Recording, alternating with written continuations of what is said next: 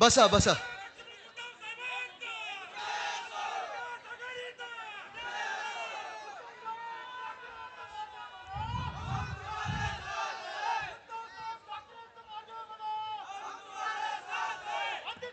चार जून साठी थोडा उत्साह राखून ठेवा.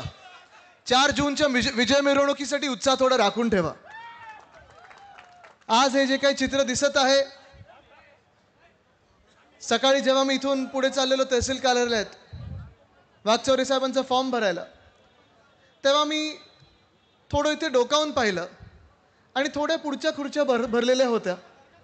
मागे मोकळं होतं आणि आम्हाला हाच प्रश्न पडला होता की एवढं ऊन वाढत चाललेलं आहे, उष्णता वाढत चाललेली आहे, आपण सगळे आम्हाला सर्वांना आशीर्वाद द्यायला येणार की नाही येणार. जवळपास 1-1.5 तास झालेला आहे. आम्ही सगळे मंचावर आहोत, वरतून आम्ही पाहत आहोत. समोर तर भरलंय, आजूबाजूला भरलंय, मार्केटमध्ये भरलेलं आहे, मागे पण मला वाटतं लोक आहेत आणि तिथे एक सुद्धा खुर्ची मोकळी दिसत नाही. मला वाटतं हे तुमचं प्रेम आहे आणि हेच प्रेम वाघचौरे साहेब आपल्याला पुन्हा एकदा खासदार बनवणार. हे चित्र, हे बोलकं चित्र आहे.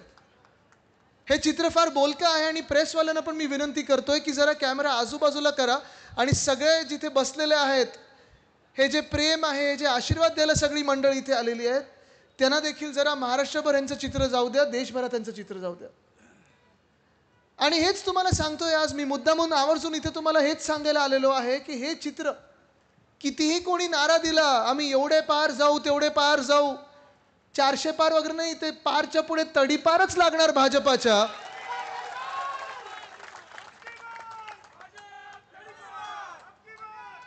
कारण देशभरात हेच वातावरण सगळीकडे दिसत आहे. सगळीकडे, प्रत्येक राज्यात तुम्ही जा. काल कुठेतरी कोणीतरी घोषणा दिली आहे, साऊथ में साफ आणि नॉर्थ में हाफ, ही भाजपाची स्थिती होणार आहे. पण ही स्थिती जी आहे, ही त्यांनी स्वतःवर खेचून आणलेली स्थिती आहे. ही स्थिती त्यांनी स्वतःहून घडवलेली स्थिती आहे. आपण जर पाहिलं असेल तर 2014 पासून 2024 पर्यंत, आत्तापर्यंत आपण सगळ्यांनी त्यांच्यावर विश्वास ठेवला आणि डोळे झाकून आपण त्यांना मतदान केलं होतं. डोळे बंद करून मतदान केलं होतं. त्यांच्यासाठी प्रचार आपण पण केला होता. शिवसेना म्हणून आपण देखील त्यांच्या सोबत होतो, 2014ला होतो आणि पुन्हा एकदा विश्वास त्यांच्यावर ठेवून आपण 2019ला लोकसभेत त्यांच्या सोबत होतो. पण जे आपण पाहिलं, जवळून पाहिलं, त्याच्या आधी 25 वर्षाची जी भाजपा होती ती वेगळी आणि 2014 पासूनची जी भाजपा आहे ती वेगळी. आणि त्या भाजपा सोबत जवळून पाहिल्यानंतर आपल्याला एकच कळलं की ज्यांनी दिली त्यांची साथ, त्यांचाच केला त्यांनी घात, ही त्यांची भूमिका सदैव राहिलेली आहे. आणि हे मी देशाबद्दल पण सांगू शकतो. जे देशात चित्र बदलत चाललंय तुम्हाला सांगतो मी, एवढ्यासाठी सांगायला आलोय कारण हे जे काही नारे होतात ना, 400 पार आणि एवढे पार आणि तेवढे पार, कदाचित तुम्हाला वाटेल की अरे मला तर हे सरकार नकोय, भाजपचं सरकार नकोय. पण माझ्या एका मताने काय बदलणार आहे, माझ्या एका आवाजाने काय बदलणार आहे, एकदा मशालीचं बटन दाबून काय बदलणार आहे, हेच तुम्हाला सांगायला आलोय की तुमच्या मतदानाने देशातलं चित्र बदलणार आहे. आज देशभरात तुम्ही बघा, चित्र बदलत चाललं. जे मी तुम्हाला सांगतोय, दक्षिण भारतात एकही राज्य असं नाही आहे जिथे भाजपाला ते सांगतात अब की बार भाजपा तडीपार. प्रत्येक राज्यात, कर्नाटका बघा तुम्ही, तेलंगणा बघा तुम्ही, आंध्र प्रदेश बघा, केरळ बघा, तामिळनाडू बघा, एक सुद्धा असं राज्य नाही आहे जिथे सांगतात आता आम्हाला भाजप नको, झाले तेवढे अत्याचार, बस झाले, आता आम्ही अत्याचार सहन करू शकत नाही, आता आम्ही भाजपाला मतदान करणार नाही. पण जसं हे चित्र दक्षिण भारतात आहे, तसं जर आपण इतर भारतात बघितलं, मध्य भारत घेतलं, उत्तर भारत घेतलं, तर तिथे देखील आपल्याला हे चित्र बघायला मिळत आहे. बिहारमध्ये, मध्य भारतात जर आपण पाहिलं, बिहार हे राज्य फार महत्त्वाचं ठरणार आहे. माझ्याच वयासारखे तेजस्वी यादव तिथे एक मोठी लढाई लढत आहेत. आपल्याशी जशी इथे गद्दारी झाली तशी तिथे देखील नितीश कुमारजींना तिथून पूर्णपणे बाजूला काढण्यात आलं, त्यांनी पलटी मारली आणि ते पुन्हा एकदा गेले भाजपसोबत. आता तसं जर पाहायला गेलं तर 2014 पासून 2024 पर्यंत या 10 वर्षामध्ये अनेक वेळा तिकडे भाजपाला मतदान केलेलं आहे तिकडच्या लोकांनी आणि अनेक वेळा त्यांनी ऐकलेलं आहे की आम्ही तुम्हाला एवढे 1000 कोटीचा पॅकेज देऊ आणि तेवढे 1000 कोटीचा पॅकेज देऊ. 1 रुपयासुद्धा त्या बिहारमध्ये गेला नाही. आणि मला खात्री आहे की जो बदल घडणार आहे त्याच्यात बिहार देखील एक महत्त्वाचं राज्य ठरेल आणि तेजस्वी यादव देखील तिथे बदल घडवणार आहेत. तसंच जर पाहायला गेलं तर झारखंडमध्ये मोठं एक राज्य आहे, महत्त्वाचं एक राज्य आहे. तिकडे हेमंत सोरेनजी आणि काँग्रेस यांचं सरकार चांगलं चाललं होतं, काम करत होतं, लोकांसाठी काम करत होतं. काय केलं तिथे हो सांगा जरा मला. तुम्ही बातम्या बघता ना, तुम्हाला कळलं जेव्हा भाजपाला कळलं की जे हेमंत सोरेन हे चांगल्या सीटा घेऊन येऊ शकतात, निवडून येऊ शकतात, त्यांची पक्ष चांगल्या सीटा देऊ शकते इंडिया आघाडीला. ज्या मिनिटाला ते इंडिया आघाडीत आले त्यांना धमक्या यायला लागल्या की आमच्यात या नाही तर तुम्हाला जेलमध्ये टाकू, आमच्यात या तुम्हाला जेलमध्ये टाकू. त्यांनी सांगितलं जेलमध्ये 100 वेळा टाका पण भाजपात प्रवेश घेणार नाही, कारण आमच्यावर डाग नाहीये. ज्यांच्यावर डाग नसतात ते भाजपात जात नाहीत. तसंच झालंय दिल्लीमध्ये. अरविंद केजरीवालजी आपण पाहिलं असेल, दिल्लीमध्ये चांगलं राज्य गेले 15 वर्ष चालवत आलेले आहेत. प्रत्येक व्यक्तीला तिकडे वाटत आहे की अरविंद केजरीवाल आमचा माणूस आहे, जसं इथे आपण बोलतो ना आपला माणूस. आणि ते मी जवळून पाहिलेलं. त्यांचे संजय सिंगजी असतील किंवा अरविंद केजरीवालजी असतील, ह्या दोघांना अटक करण्याचा प्रयत्न किती वेळा भाजपाने केला होता. संजय सिंग यांना 2-3 महिन्यापूर्वी अटक केली, आता 3 महिन्यानंतर सोडलेलं आहे आणि कुठचेही आरोप सिद्ध झाले नाहीत. तसंच अरविंद केजरीवाल साहेबांना बसलेले एक मुख्यमंत्री, आपल्या एक देशातले राजधानीचे मुख्यमंत्री अटक करून आत टाकलेलं आहे. आज मी तुम्हाला विचारत आहे त्यांच्यावर कुठचा आरोप आहे? आरोप आहे कुठचा? आज ईडी सांगताय की ते आंबे खात आहेत जेलमध्ये म्हणून शुगर वाढवण्याचा प्रयत्न होत आहे. पण तुम्ही बघा हे चित्र किती भयानक आहे. जो कोणी ह्या देशामध्ये सत्य बोलत आहे, जो कोणी सत्यमेव जयतेमध्ये विश्वास ठेवतो, सत्तामेव जयतेमध्ये नाही सत्यमेव जयतेमध्ये, त्याला उचलतात आणि आत टाकतात. ही परिस्थिती आज जर राजकीय लोकांची असेल, नेत्यांची असेल, लिहून घ्या तुम्ही. चुकून जर तुम्ही ह्या भाजपाला मतदान केलं ना तर तुमच्या घरात येतील आणि तुम्हाला सांगतील आजपासून हे कपडे घालायला पाहिजे, तुम्ही हे खायला पाहिजे आणि हे बोलायला पाहिजे. मान्य आहे असा देश तुम्हाला? मान्य आहे असा देश तुम्हाला? हा कुठच्या राज्यात चालतं असं ही हुकुमशाही? गेल्या 10 वर्षात आपण पाहतो जे हुकुमशाहीचं राज्य जे वाढत चाललेलं आहे. तुमच्या फोनमध्ये पेगासस येतं, तुमच्या बातम्यांमध्ये त्यांचे सगळे जे काही ॲडव्हर्टाईज होर्डिंग बॅनर ते येत आहेत, आपल्या जीवनामध्ये येत आहेत. आणि आज धक्कादायक गोष्ट ही आहे की भाजपा जो प्रचार करत आहे, 10 वर्ष स्वतःची एक बहुमताची सत्ता झाल्यानंतर, हुकुमशाहीची सत्ता गाजवल्यानंतर ते असा प्रचार करत आहे की विरोधी पक्षवाले काय खातात? मटन, मांस, मच्छी खातात. गडाख साहेब 10 वर्षानंतर जर भाजपचे नेते, तुम्ही विचार करा, असा प्रचार करायला लागले म्हणजे 10 वर्षात तुम्ही स्वतःहून काहीच केलं नाही. 10 वर्ष स्वतःची सत्ता गाजवल्यानंतर काही कुठे काही चुकलं, पाऊस जास्ती पडला, नेहरूजीने कर दिया. थंडी जास्ती आली किंवा उष्णता वाढली, इंदिराजीने ऐसे किया था. अरे मग स्वतः काय केलं 10 वर्ष तुम्ही? बहुमताचं सरकार जेव्हा चालवत होतात, पूर्णपणे शासन तुमचं होतं, केंद्रापासून गल्लीपासून दिल्लीपर्यंत तुमचं सगळे ऐकत होते. आम्ही देखील तुमच्यावर विश्वास ठेवला होता. 10 वर्षामध्ये जे जे तुम्ही सांगितलं होतं, केलं होतं, जी वचनं दिली होती, त्याच्याबद्दल आज कोण बोलणार? कोण विचारणार? आज 10 वर्षानंतर जेव्हा तुम्ही सरकार गाजवल्यानंतर, सरकार चालवल्यानंतर तुम्ही सांगायला पाहिजे होतं जी नोटाबंदी जी 2016 मध्ये तुम्ही केली त्याचा फायदा आमचा शेतकरी बांधवांना कसा झाला? झालाय कोणाला फायदा? काळा पैसा संपणार होता, अतिरेकी संपणार होते, नष्ट होणार होते. देशात सगळ्यांच्या खात्यात 15-15 लाख रुपये येणार होते. आलेत कोणाच्या खात्यात 15 लाख रुपये? आलेत कोणाच्या हातात? नाही आलेत. पण 2014 मध्ये ज्याला जुमला बोलतात, आता 2024 मध्ये त्याला गॅरंटी बोलतात. फरक एवढाच आहे, जुमल्याचं नाव गॅरंटी केलेलं आहे. पण आज 10 वर्षानंतर आरोप हे लागतात आणि आरोप हे करतात भाजपावाले की विरोधी पक्ष मटन, मांस, मच्छीबद्दल सांगतात, अमुक कपडे घालतात आणि टमुक ठिकाणी बोलतात. पण अजूनही हिंमत होत नाही की जीएसटीचा कायदा जेव्हा त्यांनी आणला तो योग्य आहे की अयोग्य आणि त्याच्यात काय सुधार करायला पाहिजे ह्याच्यावर बोलण्याची हिंमत होत नाही.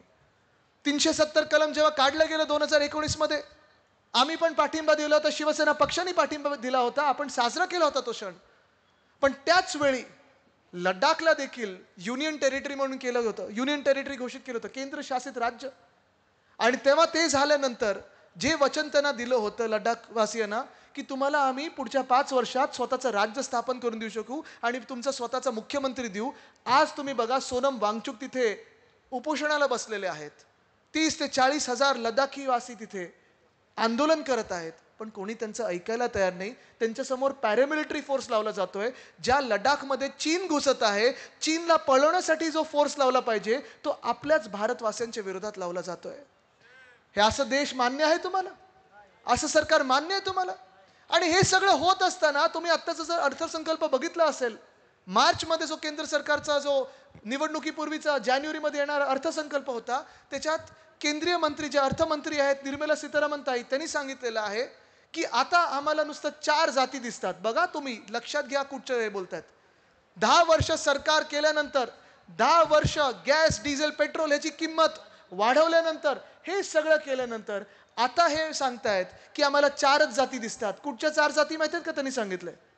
शेतकरी, महिला, युवा आणि गरीब. आज तुम्ही मला सांगा, ह्या 4 जातींमधून जे हे जाती सांगतात, जे 4 वर्ग सांगतात, ह्या 4 वर्गांमधून कोणी खुश आहे इथे? आहे खुश? कोणी संतुष्ट आहे? नाहीये. देशभरात जर तुम्ही पाहाल, तुम्हाला जर वाटत असेल की ह्याच जिल्ह्यातले शेतकरी नाराज आहेत, त्रस्त आहेत, हैराण आहेत, असं नाहीये. महाराष्ट्रात मी प्रत्येक जिल्ह्यात जात आहे, कानोकोपऱ्यात गेलोय, प्रत्येक बांधावर गेलेलो आहे आणि तिथे मी प्रत्येकाला विचारतो, प्रत्येक शेतकरी बांधवाला विचारतो, तुम्ही खुश आहात का हो? सगळे सांगतात नाही. आणि हेच चित्र मला देशभर दिसत आहे. आज जर आपण पाहिलं असेल, गेल्या 2 महिन्यामधल्याच बातम्या आहेत. दिल्लीमध्ये जो मोर्चा निघाला होता, शेतकरी बांधव आपले उत्तर प्रदेशमधले होते, हरियाणातले होते, पंजाबमधले होते, चंदीगडमधले होते, दिल्लीकडे मोर्चा घेऊन निघाले होते. आणि मोर्चा एवढ्यासाठीच त्यांनी काढला होता की 2 वर्षापूर्वी प्रधानमंत्री साहेब, जी तुम्ही आम्हाला वचनं दिली होती, तुम्हीच टीव्हीवरून सांगितलं होतं की आम्ही तुम्हाला हे देऊ आणि ते देऊ, असं करू आणि तसं करू, सगळी वचनं, त्याचं झालं काय? त्याची आठवण करून द्यायला जेव्हा निघाले होते सगळे शेतकरी बांधव, तेव्हा काय झालं माहिती आहे का? वाचलं का तुम्ही? लाठीचार्ज झाला. कोणावर झाला? तर शेतकऱ्यांवर झाला. फायरिंग झालं. ते कोणावर झालं माहिती आहे का तुम्हाला? शेतकऱ्यांवर झालं. चायनावर नाही झालं, पाकिस्तानवर नाही झालं. हे नुसतं इंटरव्ह्यू मध्ये बोलतात की आम्ही घुसून मारू आणि असं करू. हे मारतात, लाठीचार्ज करतात, ते आपल्याच भारतवासियांवर करतात. इथे ड्रोन मगाशी फिरत होता. कुठे तो ड्रोन? आहे का ड्रोन? कोणाकडे ड्रोन? जरा वरती करा. चालवता येईल का ड्रोन? दाखव जरा, मला सगळ्यांना दाखवायचं की काय चाललंय दिल्लीमध्ये. ठीक आहे, 2 मिनिटं त्यांचा ड्रोन वरती येईपर्यंत मी पुढे बोलतो. पण हे सगळं जे आहे, तुम्हाला आठवत असेल, जी चित्र देशभरात पसरली जात होती, जे शेतकरी बिचारे आपले जे अन्नदाता आहेत, ज्याला आपली भूमिका असते, आपली संस्कृती, अन्नदाता देवो भव, देवाचं स्वागत केलं पाहिजे, शेतकऱ्यांचं स्वागत केलं पाहिजे, अन्नदात्याचं स्वागत केलं पाहिजे. दिल्लीत बसवून चर्चा करा, काय नुकसान होतं तुमचं? एवढं बहुमताचं सरकार आहे, पण तसं नाही केलं. लाठीचार्ज केला, अश्रुधूर सोडला गेला, फायरिंग केलं गेलं, एवढे मोठे मोठे खिळे ठोकले गेले रस्त्यामध्ये. हे असलं सरकार भाजपाचं तुम्हाला सर्वांना मान्य आहे का? या सरकारसाठी तुम्ही मतदान करणार आहात का? नाही करू शकत आपण. कारण हे सरकार जो माझ्या अन्नदात्यावर लाठीचार्ज करतो, हे सरकार जे गोळीबार करतं, हे सरकार जे अत्याचार करतं, ते माझ्या अन्नदात्यावर करतं, त्या सरकार विरोधात मी लढणार, म्हणे लढणारच, ही शपथ घेऊन मी निघालोय रस्त्यावर. पण आज जे चित्र दिसतंय, भयानक चित्र अत्यंत दिसतंय देशामध्ये. आणि असं हे जे चित्र आहे ते गेल्या 2-2.5 वर्षात मला महाराष्ट्रामध्ये पण दिसायला लागलेलं आहे. आपल्याला आठवत असेल 2019 पासून 2022 पर्यंत जे आपलं महाविकास आघाडीचं सरकार होतं, उद्धव साहेब मुख्यमंत्री होते, प्रत्येक जिल्ह्यात प्रत्येक व्यक्तीला वाटत होतं, जातपात धर्म न बघता प्रत्येकाला वाटत होतं की उद्धव बाळासाहेब ठाकरे म्हणजे माझा कुटुंब प्रमुख आहे. ही भावना सगळ्यांमध्ये होती. आपल्याला आठवत असेल उद्धव साहेबांनी हट्ट धरला होता 2014 ते 19 सरकारमध्ये की कर्जमुक्ती करा. तेव्हा देवेंद्रजींनी कर्जमुक्ती केली होती असं म्हणतात. पण ती कर्जमुक्ती शेतकऱ्यांची झाली नव्हती, होर्डिंग बॅनरवाल्यांची झाली होती. सगळीकडे छापले होते होर्डिंग होर्डिंग होर्डिंग. पण किती काय काय दाखले द्यायला लागायचे होते. किती दाखले द्यायला लागायचे त्यावेळी? भावाला आणा, नातवाला आणा, ह्याला आणा, पंटूला आणा, मग कोण दुसऱ्या शहरातल्या मित्राला दाखले द्यायला लागायचे. आणि जेव्हा आपलं सरकार बसलं तेव्हा धक्कादायक अशी गोष्ट होती की ज्यांच्यासाठी आपण कर्जमुक्ती केली होती त्या सरकारने जाहीर केली होती, झालं होतं ऐतिहासिक कर्जमुक्ती आणि अमुक आणि तमुक. कमीत कमी लोकांना कर्जमुक्ती झाली होती. उलट लोकांचं टेन्शन वाढलं होतं. लोक बोलायचे, शेतकरी बांधव बोलायचे, जाऊ दे ती कर्जमुक्ती, आपले दाखले तिथे जात आहेत आणि आपला वेळ फुकट जातोय. पण जेव्हा उद्धव साहेब मुख्यमंत्री झाले, मला आठवतो तो क्षण, नागपूरचं अधिवेशन होतं. सगळ्या अधिकाऱ्यांना त्यांनी बोलवलं आणि त्यांनी सांगितलं, मी माझ्या शेतकरी बांधवांना एक वचन दिलंय की त्यांचं कर्ज मी मुक्त करून दाखवणार. आणि ते करून दाखवलं त्यांनी. ह्याला बोलतात ठाकरे गॅरंटी. ह्याला बोलतात ठाकरे गॅरंटी. 2 लाखापर्यंत ज्यांची कर्ज होती ती आपण पहिल्या टप्प्यात माफ केली, कर्जमुक्त केली ना सगळ्यांनी. ह्याला बोलतात ठाकरे गॅरंटी. ह्याला बोलतात महाविकास आघाडीचं सरकार. तसंच आपण पुढे येत असताना आपल्याला आठवत असेल कोविडचा काळ होता. अर्थचक्र बंद पडलं होतं. आणि हे अर्थचक्र बंद पडल्यानंतर देखील जेव्हा जेव्हा आपल्या शेतकरी बांधवावर ज्या काही आपत्त्या आल्या असतील, अवकाळी पाऊस असेल, सततचा लागणारा पाऊस असेल, कधी गारपीट असेल, काही नुकसान असेल, मंत्रिमंडळात आम्ही सगळेच चर्चा करायचो. गडाख साहेब असायचेच नेहमी, थोरात साहेब असायचे. आम्ही सर्व नेते म्हणजे शिवसेना असेल, राष्ट्रवादी काँग्रेस, जी सगळी आपली महाविकास आघाडीच्या विचाराची लोक होती, हे सगळे लोक आम्ही आवर्जून आग्रह धरायचो, सगळ्या अधिकाऱ्यांना सांगायचो पंचनामे त्वरित करा आणि जी मदत शेतकऱ्यांना जेवढी काही पोचू शकतो, कदाचित 100% नुकसान भरपाई करू शकत नाही, पण जेवढी मदत करू शकतो तेवढी करा. त्या वेळेला ती नुकसान भरपाई आली की नाही तुमच्या खात्यामध्ये? आली ना. आणि मग त्याचीच तुलना आत्ताच्या सरकारबरोबर करा. या गेल्या 2-2.5 वर्षामध्ये अवकाळी सरकार जे आपल्या डोक्यावर बसवलेलं आहे भाजपानी, मिंदे सरकार बसवलेलं आहे, जेव्हा जेव्हा गारपीट झाली, जेव्हा जेव्हा अवकाळी पाऊस झाला, सततचा पाऊस लागला, जेव्हा जेव्हा नुकसान झालं, ह्या मिंदे सरकारमधून, ह्या भाजपा सरकारमधून कुठचाही मंत्री तुमच्या शेतावर आलाय का? बघितलंय कधी कृषी मंत्री? गेल्या 2.5 वर्षामध्ये कृषी मंत्र्याचं नाव कधी आपण ऐकलंय का? पाहिले कृषी मंत्री कुठे होते? नाही पाहिलं. कारण त्यांचं कामं वेगळीच चालायची, ती आपल्या शेतकऱ्यांची कामं नसायचीच. आणि म्हणून आज मी तुम्हाला सांगतोय, आज शेतकरी बांधव म्हणून तुम्हाला विचारतोय, इथे शेतकरी बांधव किती आले जरा हात वरती करून दाखवा. सगळे शेतकरी आहेत ना? मग तुम्ही मला सांगा, तुम्ही कोणाच्या बाजूला उभे राहणार? ज्यांनी तुम्हाला मदत केली तुम्ही तुमच्यात राहणारे उद्धव साहेबांच्या बाजूने तुम्ही उभे राहणार, की ह्या मिंदे सरकार आणि भाजप सरकार बरोबर उभे राहणार? आज मी तुम्हाला विचारतोय, मी तरुण 33 वर्षाचा मुलगा आहे, मी तुम्हाला आज विचारतोय की माझ्या वयाची जी तुमची मुलं असतील, पुढची पिढी असेल, तुम्हाला तरी वाटतं का त्यांनी शेतीत यावं, शेती करावी असं वाटतं का तुम्हाला? उद्धव साहेब असतं तर तुम्ही केलं असतं, पण आता वाटतंय का तुम्हाला? का नाही वाटत आहे? नाही, बोला, मला ऐकून येतंय. काय झालंय? सोयाबीनला भाव नाही, कांद्याला बाजार नाही, कांदा निर्यात बंदी, दुधाचा विषय, पैसा नाहीये, बियाण्याचं काय महाग झालेत, खताचं काय? मग तुम्ही मला सांगा, ह्या अत्याचार करणाऱ्या सरकारला तुम्ही मतदान करणार का? ह्या लाठीचार्ज करणाऱ्या भाजपाला तुम्ही मतदान करणार का? हा जो ड्रोन फिरतोय ना, तुम्हाला एक उदाहरण देतो. आता ड्रोन मी जसं सांगतो तसं न्या, थोडा खालती आणा ड्रोन, जास्ती खालती नाही, आणि लोकांमध्ये न्या. अरे माझा व्हिडिओ नका करू, लोकांचे करा, तिथे द्या. आता थोडं लोकांमध्ये न्या ना, तिथे जनतेत न्या. आता मला सांगा, ह्या ड्रोनची भीती तुम्हाला वाटते का? नाही ना, बिंदास होता. पण का? तर आपल्याला माहिती आहे कॅमेरा आहे. आता तुम्ही विचार करा, केंद्र सरकारने, भाजपाने असाच ड्रोन शेतकऱ्यांवर नेला, त्यांना वाटलं कॅमेरा येतोय, त्याच्यात काय होतं माहिती आहे का? अश्रुधूर. ह्या अशा भाजपाला तुम्ही मतदान करणार आहात का? नाही ना. आपलं ठरलं ना, मग उद्धव साहेबांच्या बाजूने उभं राहायचं, महाविकास आघाडी सोबत राहायचं. कारण आपण तर सांगतोय MSP लागू करा. स्वामीनाथन आयोग, एका बाजूला स्वामीनाथन साहेबांना भारतरत्न दिलं, दुसऱ्या बाजूला त्याच शेतकऱ्यांना तुम्ही लाठीचार्ज करता. ही कुठची भाजप आहे? ठीक आहे, तर ड्रोन थोड्या बाजूला न्या. दुसरा जो वर्ग आहे, युवा वर्ग आहे, जे निर्मला सीतारामन ताईंनी सांगितलं की आम्ही युवा वर्गाकडे लक्ष देणार आहे. आज मी तुम्हाला सांगतो. बोला दादा, काय बोलायचं? बोला. बाहेरच्या लोकांकडे लक्ष नका देऊ, आपला महाराष्ट्र आपण घडवायचा आहे. दुसरा वर्ग युवा, इथे तरुण मुलं मुली किती आले? जरा 20शीतले असतील, 30शीतले असतील, हात वरती करा. सगळे तरुणच नाही, नुसतं मनानी नाही, जिद्दीने पण असायला पाहिजे, मगच तरुण आपण समजतो. ठीक आहे. आता तुम्ही जो तरुण वर्ग आहे, तुम्ही मला सांगा, गेल्या 2-2.5 वर्षातली जी गोष्ट आहे, आपले अनेक उद्योग, जसं तुम्ही बघितलं, आपल्या आई वडिलांचे जे जनरेशनचे आहेत, त्यांच्या पिढीतले आहेत, ते सांगतात तुम्ही शेती करू नका, तुम्ही कृषी क्षेत्रात येऊ नका. बघितलं ना तुम्ही सगळ्यांनी, आणि काय कृषी क्षेत्राचे हाल झाले तुम्ही बघितलं. अन्नदाता आज नाराज आहे, हैराण आहे. मग साहजिक आहे, तुम्ही कुठे जाणार? इंडस्ट्री शोधतो ना आपण, MIDCत जातो, शहराकडे जातो, नोकऱ्या पाहिजे असतात आपल्याला. 2014 साली आपल्याला काय सांगितलं होतं? त्यावेळी भाजपाने सांगितलं होतं प्रत्येक वर्षी आम्ही 2 कोटी नोकऱ्या या देशातल्या तरुणांना देऊ.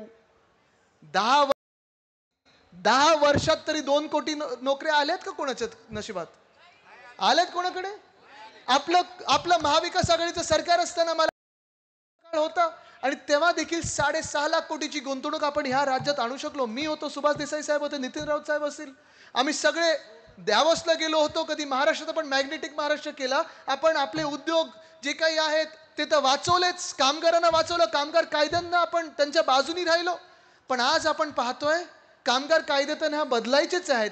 हे fixed term employment, contract employment आणायचं आहे आणि त्याहूनही पुढे भीतीदायक म्हणजे आपल्या देशामध्ये नोकऱ्याच निर्माण होत नाहीयेत, तर आपण जाणार तरी कुठे? आपल्या वेळी जसं आपण सांगितलं कामगार कायदे बदलू नाही दिले, अजून कडक करण्याचा प्रयत्न केला. आपल्या वेळी कामगारांच्या हक्काचं बोललो, ते उद्योगपत्यांच्या देखील हक्काचं बोललो, कारण उद्योगपती जगले तर कामगार जगतील, कामगार जगले तर उद्योगपती जगतील, ही आपली भूमिका आहे. पण हे होत असताना आपण जेवढे उद्योग वाढवू शकलो आपल्या राज्यामध्ये, जेवढी गुंतवणूक आणू शकलो, गेल्या 2.5 वर्षामध्ये तुम्ही एक तरी नवा उद्योग ह्या राज्यात आलेला ऐकलाय का? बघा, प्रचाराची गरजच नाही काढणे साहेब, सगळ्यांना माहिती आहे. सुनील शिंदेजी सगळ्यांना माहिती आहे.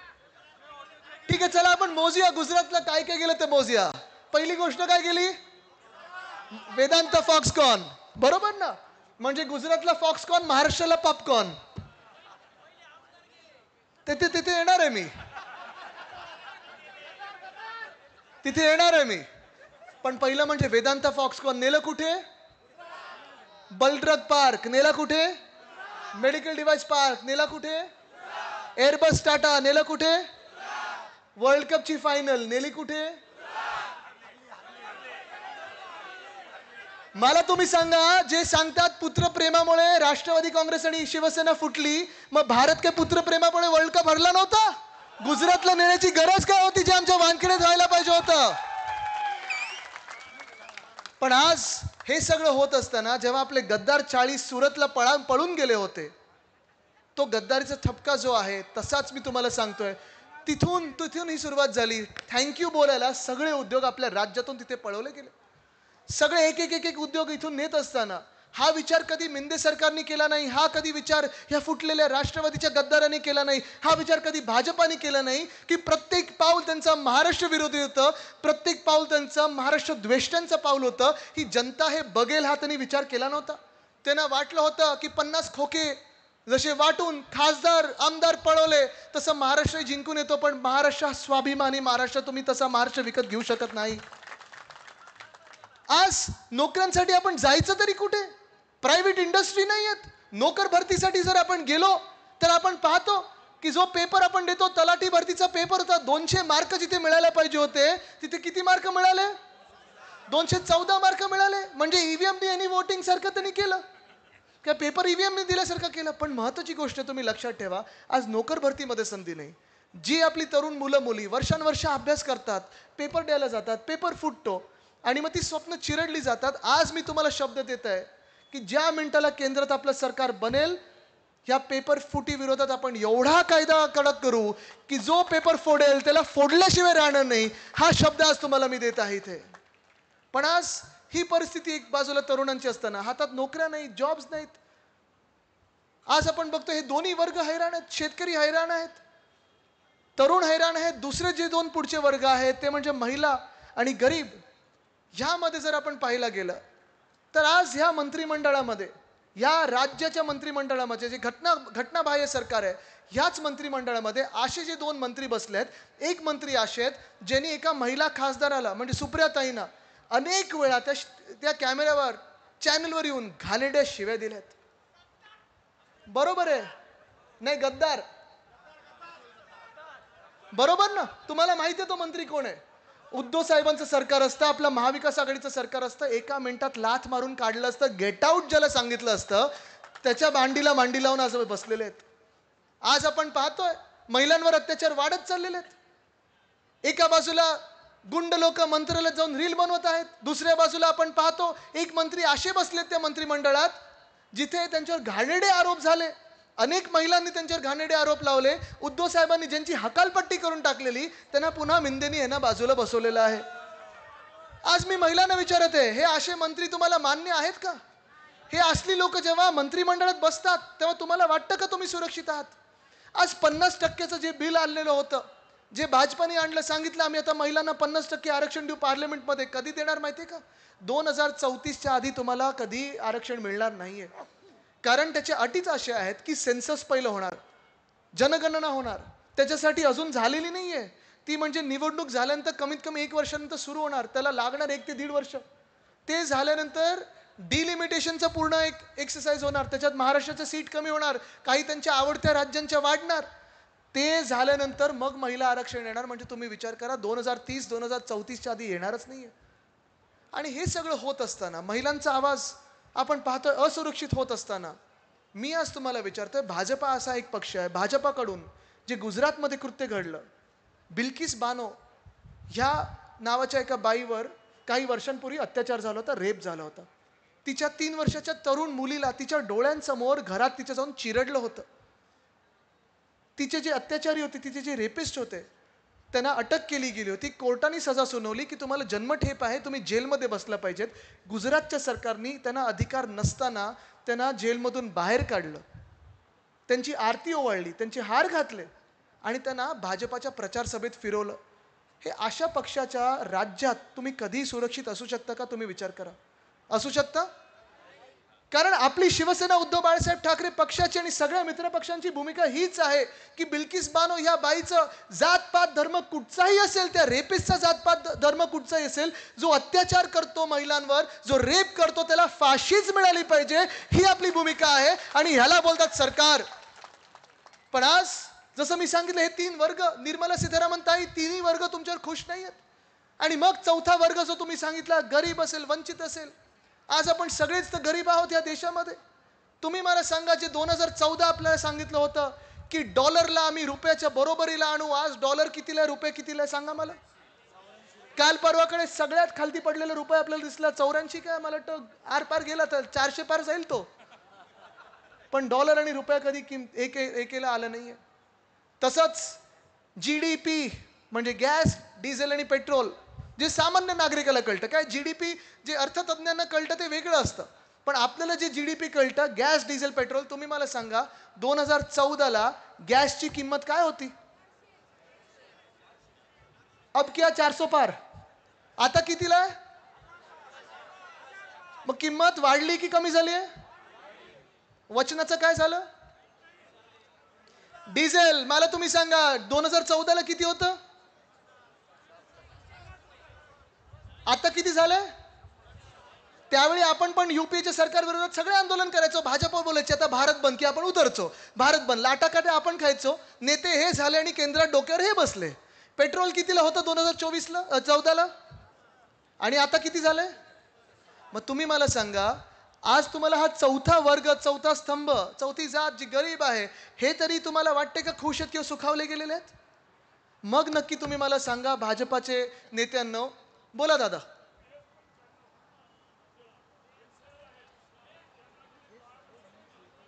हो, ओल्ड पेन्शन मी येतो त्याच्यावर साहेब, मी बोलणार त्याच्यावर, सांगणार आहे मी ते. पण आज तुम्हाला सांगतो मी की त्यावेळी आपण जे बोलायचो, त्यावेळी आंदोलन करायचो, गॅस, डिझेल, पेट्रोल अर्धा रुपये वाढला, 1 रुपये वाढला की आपण सगळे शिवसैनिक एकत्र रस्त्यावर यायचो, लाठीकाठी खायचो, जेलमध्ये जायचो. ह्याच भाजपासाठी ज्याला आपण डोक्यावर बसवलं, आणि ह्याच भाजपानी आता देशाला जो धोका दिलेला आहे, महागाई कमी झाली नाहीये, महिलांवर अत्याचार वाढत चाललेले आहेत, शेतकऱ्यांवर अत्याचार वाढत चाललेले आहेत, तरुणांना आज नोकऱ्या मिळत नाहीयेत. मग नक्की आपण आंदोलनं केली कशासाठी? आज भाजपा जेव्हा 10 वर्षानंतर पुन्हा एकदा विचारते की काँग्रेसने क्या किया इतने सालों में, तुम्ही 65 वर्ष जेव्हा झाली तेव्हा विचारू शकत होतात की काँग्रेसने काय केलं. पण 75 वर्षानंतर पण तुम्ही सांगताय नेहरूंनी काय केलं आणि इंदिराबाईंनी काय केलं आणि काँग्रेसने काय केलं. मग ही मधली 10 वर्ष होती कोणाची, हे तर बघायला तयार नाहीत. आणि आज हा प्रश्न आपण विचारला पाहिजे की जसे हे 4 वर्ग महत्वाचे, जे आपण बोलतो शेतकरी असतील, युवा असतील, महिला असतील, गरीब असतील, हे हैराण आहेत, हे त्रस्त आहेत, तशी मोठी आंदोलनं आपल्या अंगणवाडी सेविका करत आहेत, आशा वर्कर करत आहेत, ओल्ड पेन्शनवाले करत आहेत. आज मी तुम्हाला शब्द देतोय की ओल्ड पेन्शनवाल्यांना आपण न्याय देणार म्हणजे देणार, हा शब्द मी तुम्हाला आज देतोय, उद्धव साहेबांच्या वतीने देतोय. अंगणवाडी सेविका असतील, आशा वर्कर असतील, ह्यांच्यासाठी त्यांच्या ज्या मागण्या आहेत त्या आपण पूर्ण करणार. पण हेच महत्त्वाचं आहे की आपल्याला सगळं हे जर करून घ्यायचं असेल तर आपल्याला पुन्हा एकदा वाकचौरे साहेबांना दिल्लीत बसवायला लागेल. शिवसेनेचं प्रत्येक उमेदवार, राष्ट्रवादी काँग्रेस, शरदचंद्र पवार पक्षाचं आपल्याला तिथे बसवायला लागेल, काँग्रेस पक्षाचं बसवायला लागेल आणि ह्यासाठी आपल्याला लढायला लागेल. मला माहिती आहे, मी कार्यकर्त्यांना देखील आवाहन करेन की तुम्ही खास करून स्वतःची काळजी घ्या. आपण आता पुढच्या काही दिवसांमध्ये प्रचाराला जेव्हा लागू, घरोघरी जाऊ, सगळ्याच पक्षाच्या कार्यकर्त्यांना सांगेन, विरोधी पक्षाच्या पण कार्यकर्त्यांना सांगेन, स्वतःची काळजी घ्या. ही निवडणूक आहे, मेक ऑर ब्रेक निवडणूक देशासाठी आहे. कारण हा देश ह्या निवडणुकीत ठरवणार आहे की लोकशाही आपल्या देशात टिकणार की नाही. हा देश ह्या निवडणुकीत हे ठरवणार आहे की डॉक्टर बाबासाहेब आंबेडकरांनी जे आपल्याला संविधान लिहून दिलेलं आहे ते टिकणार, की भाजपाला जे संविधान लिहायचं आहे ते आपण टिकवणार. तुम्ही मला सांगा, तुम्ही कुठच्या बाजूला राहणार आहात? हा देश हे ठरवणार आहे की एका बाजूला आपण पाहता एकदम काळ्या मनाचे महाराष्ट्र द्वेष्टे गद्दार बसलेले आहेत, ज्यांनी सरकारवर कब्जा करून बसलेले आहेत, आणि दुसऱ्या बाजूला आपण प्रामाणिक लोक आहोत. मध्यंतरी मला कोणीतरी विचारलं, वाकचौरे साहेब पण जाऊन आलेले आहेत पण त्यांनी कधी शिवसेनेवर टीका केली नाही आणि महाराष्ट्रद्रोही काम केलं नाही. राजकारणात कोणी कुठे जाऊ शकतं, पण आज ज्या प्रेमाने, ज्या आपुलकीने उद्धव साहेबांकडे त्यांच्या कठीण काळात उद्धव साहेबांच्या बरोबर आलेले आहेत, ह्याला बोलतात निष्ठा, ह्याला बोलतात प्रेम. गडाख साहेब, आपण देखील आमचं कौतुक केलं, माझं कौतुक केलं, पण मी काहीच नाही. तुमच्यासारखे लोकांचे आशीर्वाद, तुमच्यासारखे लोकांचं प्रेम, एक नातं जे वेगळं आपलं बनलेलं आहे, ह्याच नात्यामुळे मी रस्त्यावर येऊ शकलो आणि तुमच्या सर्वांचे आशीर्वाद घेऊ शकलो. हे वेगळं प्रेम आहे. हे प्रेम गरजेचं आणि हेच प्रेम आपल्या सगळ्यांना पुढे न्यायचं आहे. पण हे प्रेम नेत असताना पुढे हे प्रेमाचं जे बंधन आहे ते आता आपल्याला EVM मध्ये उतरवायचं आहे, कारण तर आणि तरच आपण हा देश वाचू शकू. आज जे आपल्या शेतकरी बांधवांसाठी MSP लागू करायचं असेल, खताची किमती कुठे ना कुठेतरी आपल्याला आटोक्यात आणायच्या असतील, कांद्यावरची निर्यात बंदीच्या विरुद्ध आपल्याला लढायचं असेल, दुधाचा जो विषय तो सोडवायचा असेल, हे सगळं जर करायचं असेल, महिलांना जर सुरक्षित करायचं असेल आणि पुन्हा एकदा या महाराष्ट्रात रोजगार आणायचा असेल, उद्योगधंदा आणायचा असेल, तर तुम्हाला मतदान करायलाच लागेल. आणि ते मतदान तुम्हाला मशालीवरच करायला लागेल. कारण आज जे काही चित्र मी तुमच्या समोर मांडलेलं आहे हे अंधाराचं चित्र आहे. अंधकार पसरलेला आहे, नुसतं महाराष्ट्रात नाही तर संपूर्ण देशात पसरलेलं आहे. आज अरविंद केजरीवाल जी जेलमधून बोलत आहेत की नया भारत बनाएंगे, पण त्या नया भारतासाठी तुम्हाला मतदान करणं गरजेचं आहे. दिल्लीमध्ये ते 7च्या 7 जागा केजरीवाल साहेब आणि काँग्रेस जिंकणार आहे. तुम्ही मला सांगा, हा मतदारसंघ आपण जिंकणार की नाही? हा मतदारसंघ आपल्यासोबत उभा राहणार की नाही? जर आपल्याला अंधकार पसरवायचा नसेल आणि अंधारात एक वेगळी रोषणाई आणायची असेल, तर तुमच्या हातात जी मशाल घेतली ना, ह्याच्यावर आपल्याला बटन दाबायला लागेल. तुम्ही मला सांगा, आपला उमेदवार कोण? आपला उमेदवार कोण? आपलं चिन्ह कुठचं? आपलं चिन्ह कुठचं? आपलं चिन्ह कुठचं आहे का इथे? हा, आपलं चिन्ह कुठचं? ही जी मशाल आहे ह्याच्यावर मतदान जर तुम्ही केलं तर ही मशाल दिल्लीतच नाही तर संपूर्ण देशभरात पुन्हा एकदा रोषणाईला आणेल आणि हा जो अंधकार पसरलेला आहे त्याला दूर करेल. मला खात्री आहे की तुम्ही प्रामाणिक आणि महाराष्ट्र हिताचं मतदान कराल. धन्यवाद. जय हिंद, जय महाराष्ट्र, वंदे मातरम. धन्यवाद साहेब. आभार.